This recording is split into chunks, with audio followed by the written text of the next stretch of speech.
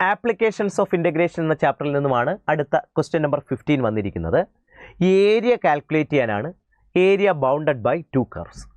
എന്തായാലും ശരി, നമുക്കവിടെ തന്നിരിക്കുന്ന കർവുകളൊക്കെ നോക്കാം. ഒന്ന് y² ഈക്വൽ ടു 4 × x - 2, മറ്റൊന്ന് y = 2x - 8. എനിവേ, നമുക്കറിയാം ഏരിയ കാൽക്കുലേറ്റ് ചെയ്യണമെങ്കിൽ ഫിഗർ ഒന്ന് വരയ്ക്കേണ്ടത് വളരെ അത്യാവശ്യമാണ്. എന്തായാലും നമുക്കിവിടെ ഫിഗർ ജസ്റ്റ് ഒന്ന് വരച്ച് നോക്കാം. അപ്പോൾ ഞാൻ എക്സ് ആക്സിസും വൈ ആക്സിസും ഒക്കെ വരയ്ക്കുന്നു. അപ്പോൾ ഇത് എക്സ് ആക്സിസ് ആണ്. ദാ ഇവിടെ ഞാൻ വൈ ആക്സിസ് വരച്ചു.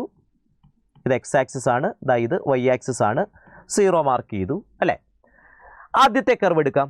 y² ഈക്വൽ ടു 4 × x - 2 എന്ന് പറഞ്ഞാൽ നമുക്കറിയാം അത് y² ഈക്വൽ ടു 4x എന്ന് പറയുന്ന അതേ പാരബിളയാണ്. പക്ഷേ വെർട്ടെക്സ് എവിടേക്ക് മാറിയിരിക്കുന്നു? 2,0 എന്ന പോയിന്റിലേക്ക് മാറിയിരിക്കുന്നു. കാര്യം എക്സിൽ നിന്ന് 2 സബ്ട്രാക്ട് ചെയ്തിരിക്കുന്നു. അപ്പോൾ അങ്ങനെയാണെങ്കിൽ 2,0 ഇതാണ് 2,0 എന്ന പോയിന്റ് എന്നിരിക്കട്ടെ. അപ്പോൾ ഈ 2,0 വെർട്ടെക്സ് ആയിട്ട് വരുന്ന ഒരു പാരബിളയാണ്. അപ്പോൾ ഞാൻ ആ പാരബിൾ അതാ ഇങ്ങനെ വരച്ചു എന്ന് വിചാരിച്ചു. ഓക്കെ, അപ്പോൾ ഇതാണ് എനിക്ക് ആദ്യത്തെ കർവിൻ്റെ ഗ്രാഫ് വരുന്നത്. ശരിയല്ലേ മക്കളെ? ഇനി ഞാൻ രണ്ടാമത്തെ ലൈനിൻ്റെ ഗ്രാഫ് ഒന്ന് എടുക്കാം. രണ്ടാമത്തെ സ്ട്രൈറ്റ് ലൈനിൻ്റെ ഗ്രാഫ് കൃത്യമായിട്ട് വരയ്ക്കാൻ ഞാൻ ആദ്യം എക്സിന് 0 ഇട്ട് കൊടുക്കുന്നു. എക്സിന് 0 ഇട്ട് കൊടുത്താൽ y -8 എന്ന് കിട്ടും. ഇനി വൈക്കാണ് 0 കൊടുക്കുന്നതെങ്കിലോ വൈക്ക് 0 കൊടുത്താൽ x 4 എന്ന് കിട്ടും അല്ലേ.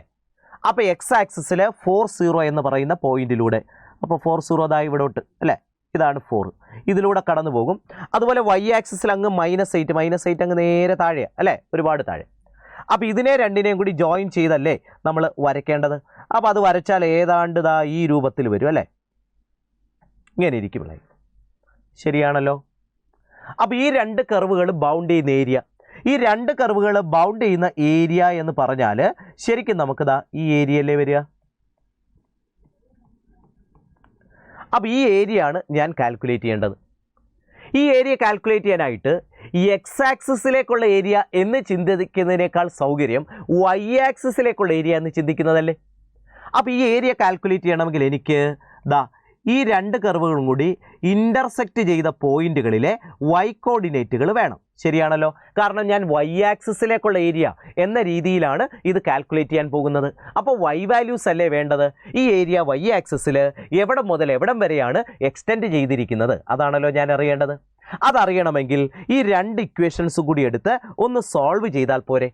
അങ്ങനെ സോൾവ് ചെയ്താൽ എനിക്ക് y ആണ് കിട്ടേണ്ടത്. അപ്പോൾ എക്സിനെ ഒന്ന് എലിമിനേറ്റ് ചെയ്താൽ മതി.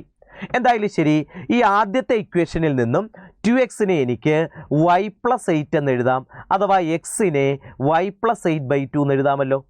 ഇതെടുത്ത് ആദ്യത്തെ ഇക്വേഷനിലേക്ക് ഒന്ന് സബ്സ്റ്റിറ്റ്യൂട്ട് ചെയ്ത് കൊടുത്ത് നോക്കാം. സോൾവ് ചെയ്യുകയാണെ നമ്മൾ രണ്ടും കൂടി. അപ്പോൾ നമുക്ക് എന്താ കിട്ടുക? y² = 4 × x എന്ന് പറയുന്നത് y + 8/2 - 2. കണ്ടോ? അതായത് ബ്രാക്കറ്റ് അങ്ങ് ഓപ്പൺ ചെയ്താലോ, 4 × y + 8/2 എന്ന് പറയുമ്പോൾ 2y + 16 എന്ന് കിട്ടും, -8. അതായത് y² - 2y - 8 = 0 എന്നല്ലേ കിട്ടുന്നത്. നിങ്ങളത് സോൾവ് ചെയ്താൽ വൈയുടെ രണ്ട് വാല്യൂസ് ഏതൊക്കെയാണ് കിട്ടുക? -2 or 4 എന്ന് കിട്ടും. അപ്പോൾ വൈയുടെ രണ്ട് വാല്യൂസ്, ഒന്ന് -2 ഒന്ന് 4. അപ്പോൾ മനസ്സിലായി, ഇത് -2 ഇത് 4 ആണ്. അപ്പോൾ ഏരിയ വേണമെങ്കിൽ നമ്മൾ ചെയ്യേണ്ടത് എന്താ? ഇൻ്റഗ്രേറ്റ് ചെയ്യല്ലേ. എവിടം തൊട്ട് എവിടം വരെ? -2 മുതൽ 4 വരെ എന്ത് ചെയ്യണം? ഇൻ്റഗ്രേറ്റ് ചെയ്യണം. ശരിയല്ലേ? -2 മുതൽ 4 വരെ ഇൻ്റഗ്രേറ്റ് ചെയ്യണം. ആരെയാണ്? Upper curve minus lower curve. Upper curve എന്ന് പറഞ്ഞാൽ ഇവിടെ ലൈനാണ്, ലോവർ കർവ് നമ്മുടെ പാരബിളയാണ്. അപ്പോൾ സ്ട്രൈറ്റ് ലൈനിൽ നിന്നുമുള്ള എക്സ്, സ്ട്രൈറ്റ് ലൈനിൽ നിന്നുള്ള എക്സ് എന്ന് പറയുന്നത് y + 8 / 2 ആണ്. മൈനസ്, ഇനി അതുപോലെ ലോവർ കർവിൽ നിന്നുമുള്ള എക്സ്, ലോവർ കർവ് ദാ ഇതാണ് പരാബിള, അവിടെ നിന്ന് y² 4x - 8 അല്ലേ. അപ്പോൾ y² + 8 4x വരും. എക്സ് എന്ന് പറയുന്നത് y² + 8 / 4 എന്നല്ലേ മക്കളെ വരിക അല്ലേ.